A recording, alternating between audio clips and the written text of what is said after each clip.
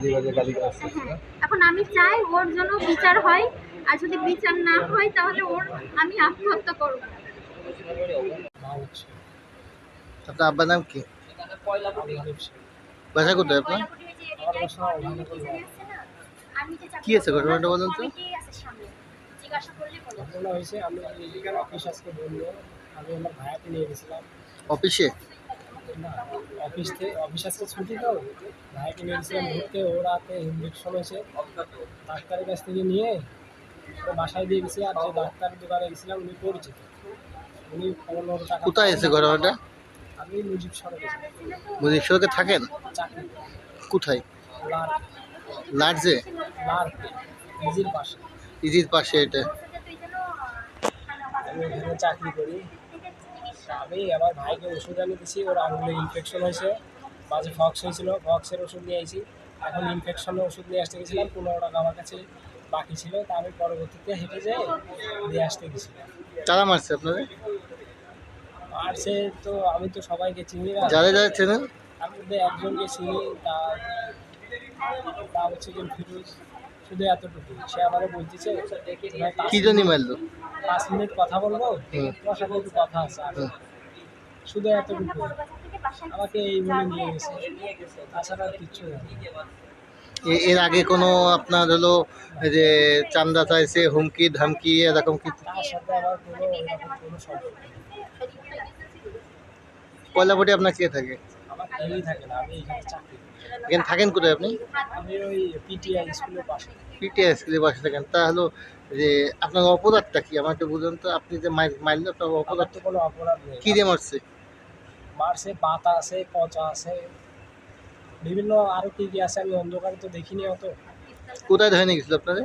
আমাকে নিয়ে গেছিল কোন একটা স্কুলের ভিতর দিয়ে, একটা অন্ধকার জঙ্গলের ভিতর।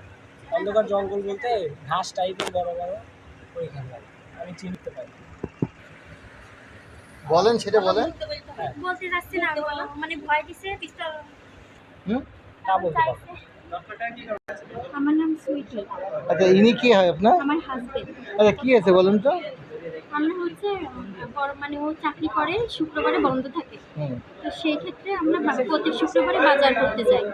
তো বড় বাজারে আসছি, আমার ছোট ছোট 2টা দেওর, আমি আর আমার হাজবেন্ড।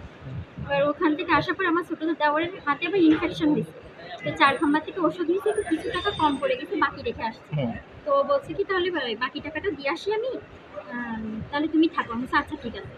তো বাকি টাকাটা দিয়ে ও আর আমার হচ্ছে হাতে অ্যালার্জি হয়েছে, তো সেই ওষুধটা কয়টার দিকে ঘটনা?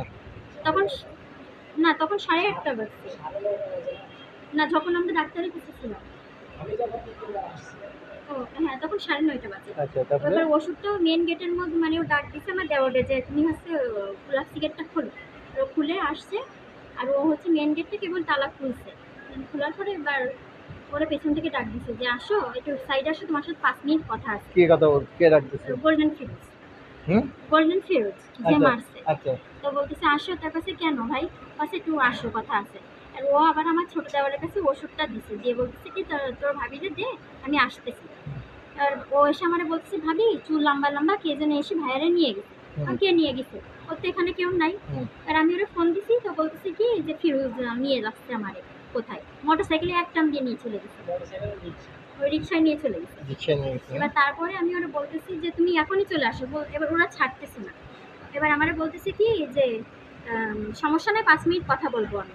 আর আমি বলছি কিসে 5 মিনিট? ওরা নিয়ে গেছেন কেন? আপনি বাসায় দিয়ে যান। গোল্ডেন ফিউজের সাথে কয়জন ছিল?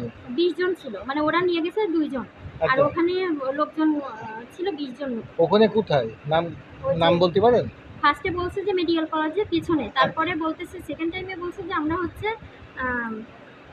বটতলা মসজিদ। থার্ড টাইমে বলছে যে আমরা হচ্ছে শঙ্করপুর স্কুলের মাঠে আছি। কেন নিয়ে গেছে? 10 লাখ টাকা চাইছে। আর আমি বলছি টাকা কোথায় পাবো? বলছে যে 10 লাখ টাকা না থাকলে গয়নাকাটি যা আছে নিয়ে আয়। আচ্ছা, তাই এরা এই কি প্রথম নাকি এর আগেও কোনো চান্দা চাইছে, দেওয়া হয়নি? প্রথম বলতে কি, মানে ও হচ্ছে শোরুমে থাকে, তো মাঝে এর আগেও 2-3টা ছেলে ওরা নিয়ে ডাক দিছিল যে মাহমুদ ভাই একটু এডুকেশন কথা আছে। তো গিয়েছে, তারপরে ভালো মন্দ জিজ্ঞাসা করে ছেড়ে দিছে মুজিব সড়কে। তো ছেড়ে দেওয়ার পরে আমারে বলতেছে কি আজকে কয়টা ছেলে পেলে আমার শোরুমে গেছিল যে এরকম কথা বলছে, মানে ও আনকা ছেলে। ও কতদিন আগে এটা? এই যে রোজার মধ্যে আচ্ছা, এটা হলো পূজার আগে। আপনার হাজবেন্ড এখানে কতদিন ধরে কাজ করে? এখানে হচ্ছে 1.5 বছর হচ্ছে। 1.5 বছর হচ্ছে। তো 1.5 বছরের মধ্যে এই আগের দিন নিয়ে গেছে আর আজকে নিয়ে যায়নি মানে মানে সঙ্গে- ডেকে ভালো মন্দ জিজ্ঞেস করছে, আর এবারে মোবাইলে কোনো হুমকি ধামকি এই জাতীয় না, ফোনে কোনো হুমকি ধামকি দেয়নি। আচ্ছা, আজকে হঠাৎ করে তুলে নিয়ে যে এটা করছে। গোল্ডেন ফিরোজের নাম বলেন, গোল্ডেন ফিরোজের কে কে ছিল? কি কারো কি চেনেন? আমি তো কাউরে চিনি না, আচ্ছা। কিন্তু ভাগ্নে জিসানকে চিনি। আচ্ছা। ও হচ্ছে এতটুকু খাটো করে। আচ্ছা, আর হচ্ছে গোল্ডেন ফিরোজ এর আগেও মামলা আছে। ও হচ্ছে শাওন হত্যা করছিল। আচ্ছা, তারপরে হচ্ছে ওর সাথে সজীব নামের একটা ছেলে ছিল। মানে এই সজীব। তিনজনে ফোনে যখন ওরে মারতেছে, ও যখন চিল্লাচ্ছে আমি শুনতেছি। আর ও ফিরোজ বলতেছে এই সজীব মার, এই জিসান মার, এরকম বলতেছে। তখন আমি এই তিনটা নাম শুনছি, কিন্তু জিসানকে চিনি, কিন্তু ওর মাথায় বেকায়দা লাগছে, পিঠে ছিলাই লাগবে ওর। যে আপনার কি চান কি? এখন চাই ওর তো অবশ্যই মানে ও ভয় পাচ্ছে যে আমার যদি কিছু হয়ে যায় তাহলে আমার ভাই বোনের মানে ভাইদেরকে দেখবে। এখন হচ্ছে ও কিছু করতে আসছে না, কিন্তু আমি চাই ওর ওর এমন কিছু করা হোক যে ওর যদি পরবর্তীতে কোনো ক্ষতি হয় তাহলে এটা ও বুঝে দেবে। আপনার কি মামলা করবেন? আমি অবশ্যই মামলা করব। আর বাজে বাজে গালিগালাজ করতেছে। বাজে বাজে গালিগালাজ করছে হ্যাঁ, না? এখন আমি চাই ওর জন্য বিচার হয়।